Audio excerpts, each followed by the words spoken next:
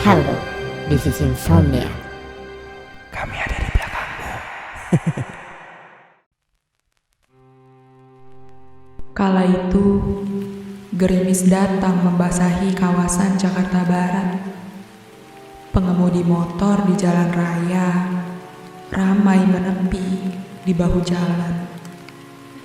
Mereka terlihat sibuk memakai jas hujan, sedangkan pengemudi mobil punya kelebihan untuk tidak bersusah payah basah-basahan di jalan. Namun sepertinya mereka lebih tertekan menghadapi macet yang tak kunjung usai di jam pulang kerja. Itulah yang dirasakan oleh ayah beranak satu ini. Dirinya terjebak macet di antara padatnya kendaraan di Palmerah. Walau sudah langganan macet, dirinya tetap tidak bisa menerima keadaan. Raut mukanya terlihat kusut. Berharap ia bisa terbang sampai ke rumah yang ada di Jakarta Timur itu. Selepas berjam-jam di perjalanan, ayah akhirnya sampai di rumahnya yang terlihat minimalis. Dia kemudian masuk ke dalam rumah dengan lemas. Dia benar-benar terlihat capek. Ia pun lantas berjalan menuju kamar sambil menjinjing ransel kantornya. Berjalan lurus melalui lorong hingga melewati ruang TV yang ada di sebelah kirinya. Sekilas, ia menengok ke kiri dan melihat anak laki-laki sematawayangnya sedang nonton TV, membelakangi kehadirannya. Bocah itu berusia 5 tahun yang diberi nama Rafa. Namun, ayah tidak menunjukkan kepulangannya kepada Rafa karena sudah terlalu capek. Dirinya hanya ingin mandi dan tidur. Ia pun jalan kembali sampai bertemu istrinya yang berdiri di depan kamar. Istrinya berparas cantik, berkulit putih. "Loh, udah pulang? Capek banget ya pasti. Sama dong kayak Rafa. Habis pulang ngaji, langsung tidur tuh di kamar." Seketika, ayah kaget. Ia pun langsung membalikkan badan menuju ruang TV kembali. Dan ternyata di sana tidak ada siapa-siapa. TV dalam kondisi mati. "Kenapa ya?" tanya istrinya. Enggak apa-apa. Lagi pusing aja nih," ucapnya linglung. Ayah pun langsung menuju kamar dan terduduk lemas sambil memikirkan kejadian tadi. Rasanya nyata sekali. Dirinya melihat Rafa duduk di depan TV. Tapi kenapa dia gak ada dan malah sedang tidur di kamar? Setelah mandi, ayah pergi ke dapur untuk makan yang ditemani oleh istrinya. "Rafa emang udah tidur, Bu?" tanyanya sambil mengunyah. "Udah kok, lihat aja ke kamar. Akhir-akhir ini dia tidurnya cepet deh," ucap si ibu. Padahal sekarang masih jam 8:30. Yang biasanya ia tidur jam 10 ke atas. "Dari minggu kemarin dia tuh begitu terus, tapi baguslah kalau tidurnya cepat," ucap ibu lagi. Selesai makan, ayah pergi ke kamar Rafa yang ada di sebelah kanan dapur. Ia kemudian membuka pintu dengan perlahan. Melihat ke dalam, yang ternyata lampunya sudah dimatikan. Sambil menghidupkan lampu, ia terlihat bingung karena tak biasanya Rafa tertidur dalam kondisi lampu mati. Ia melihat anaknya sudah terlelap. Wajahnya nampak tenang. Ia pun mendekat ke kasur Rafa untuk memperbaiki selimut yang berantakan. Ketika ia duduk di kasur kayu anaknya, lampu yang tadinya hidup tiba-tiba mati. Sontak, ayah langsung berdiri menuju saklar lampu untuk menghidupkannya kembali. Ketika lampu hidup, ayah membalikkan badan dan melihat Rafa sudah terbangun duduk di kasurnya. "Ngapain ya?" tanya Rafa. "Ya Allah nak, kamu ngagetin ayah aja sih.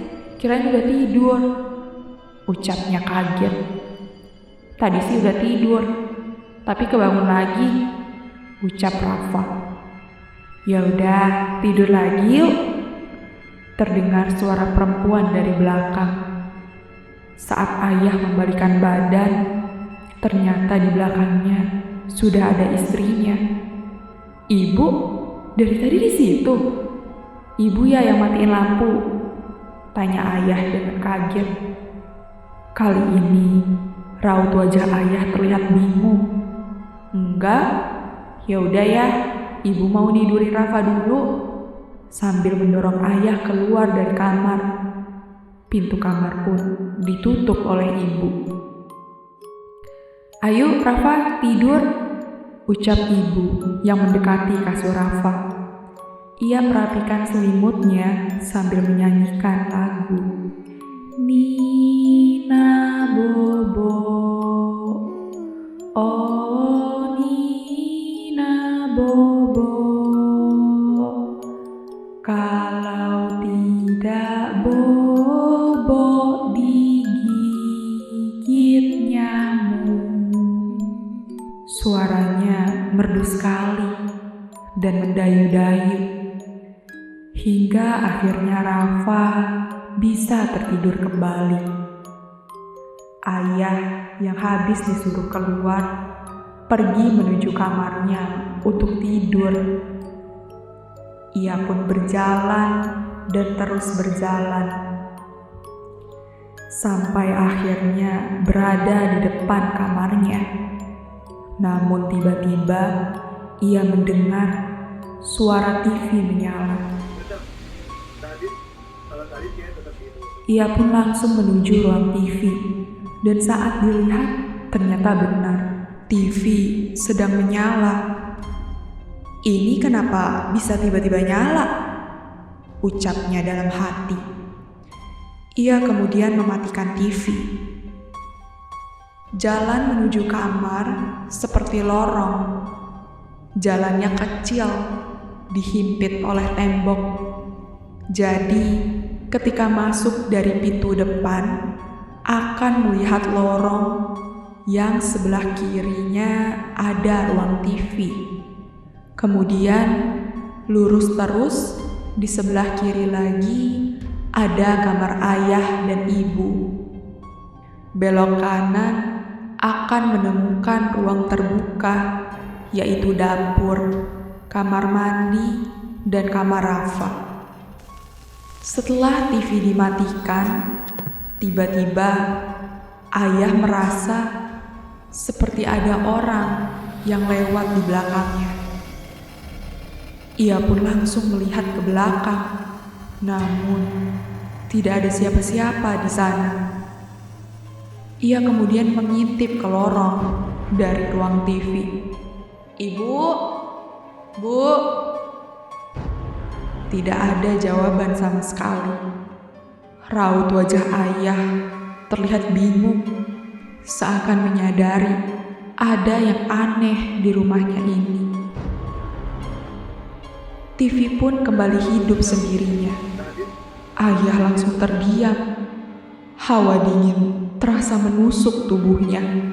Ia pun memberanikan diri untuk mematikannya kembali. Ketika TV sudah dimatikan dan saat ia kembali menghadap belakang untuk berjalan ke lorong, tiba-tiba ia melihat ada sosok berwarna hitam berjalan melewati lorong menuju pintu depan. Dengan cepat, ia memalingkan wajahnya. Dirinya sangat ketakutan, badannya merinding hebat. Perlahan, ia pun keluar dari ruang TV dan melihat ke pintu depan yang ternyata tidak ada siapa-siapa di sana. Ia lantas lari terburu-buru menuju kamar. "Ayah, kenapa? Kayaknya ketakutan gitu?" tanya ibu penasaran. Enggak apa-apa," ucapnya dengan gemetar. Seakan tidak ingin membicarakan hal ini, ia pun langsung memaksakan dirinya tidur. Keesokannya, sehabis seharian bekerja, jam 8 malam, ayah sudah sampai di rumah. Ia masih memikirkan kejadian kemarin. Sosok hitam yang lewat dan hilang begitu saja. Tak henti-hentinya ia memikirkan hal itu selama di kantor. "Mungkin halusinasi gue aja kali ya," ucapnya dalam hati. Saat pulang dari kerja, ayah langsung bertanya tentang Rafa. "Rafa mana, Bu? Udah tidur?" tanya ayah yang sedang makan malam. "Iya, dia di kamarnya," ucap ibu. Kemudian ayah pun pergi ke dapur untuk makan. Selesai makan, ia menuju kamar Rafa. Dari luar, ia melihat ventilasi yang terletak di atas pintu kamar Rafa. Lampunya sudah mati. Padahal belum jam 9. Udah tidur aja. Cepet banget Rafa, ucapnya dalam hati. Ketika dirinya masuk ke kamar secara perlahan, di sana ia melihat Rafa sedang duduk bersila di atas kasurnya. "Rafa, nak, kamu kok belum tidur? Gelap-gelapan gini, ngapain?" tanya ayah sambil menghidupkan lampu. "Aku takut ya, aku gak bisa tidur dari tadi," ucap Rafa cemas. "Takut kenapa?" Suasana di kamar entah kenapa jadi terasa lebih dingin dari sebelumnya. "Itu ya, di lemari ada yang ngeliatin aku terus," ucapnya takut. Ayah kemudian melihat ke lemari yang persis ada di belakangnya. Lemari itu terbuka setengah, dalamnya gelap, tidak terlihat apapun. Ketika ia membuka lebar lemari itu, tiba-tiba Rafa bilang, Ayah, di bawah ya, di bawah kasur, takut," ucapnya histeris. Ayah kemudian berbalik panik. Ia merasa merinding hebat. Ia pun berlutut sambil melihat Rafa yang sedang memeluk lututnya ketakutan. Sesudah berlutut, ia lalu membungkukkan badannya dan menjatuhkan kepalanya perlahan. Ketika perlahan ia mengintip bawah kasur, ternyata di situ ada Rafa yang sedang meringkuk ketakutan. "Ayah, tolong, di atas kasur aku ada hantu." "Hah?" Ayah sangat terkejut, jantungnya berdegup kencang. Ia kemudian melihat ke atas kasur kembali. Dan ternyata di atas kasur ada sosok hitam yang duduk.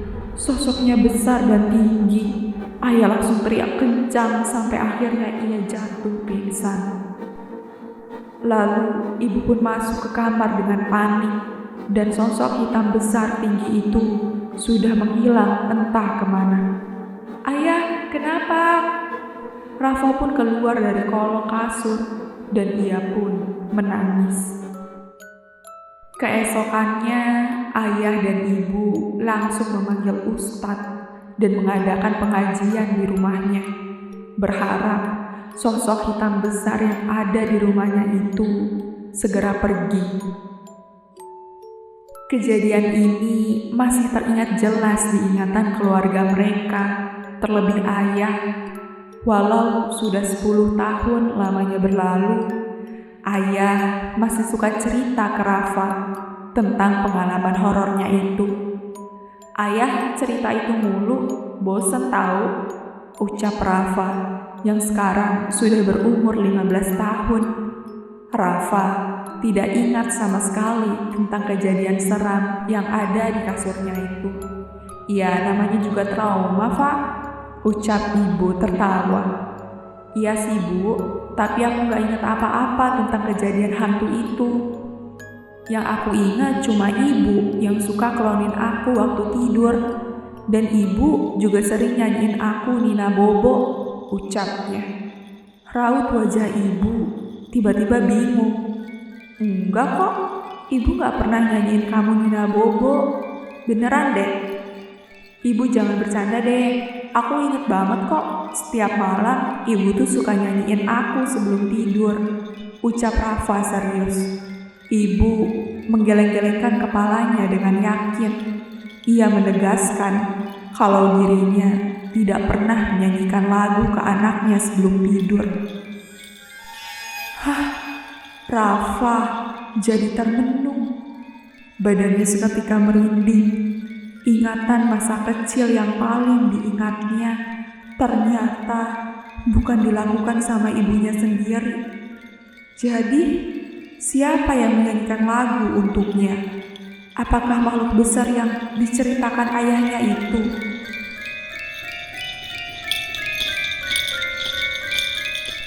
Gimana penonton untuk konten kali ini? Menurut kalian cerita ini nyata atau tidak? Jangan lupa tulis cerita horor kalian di kolom komentar.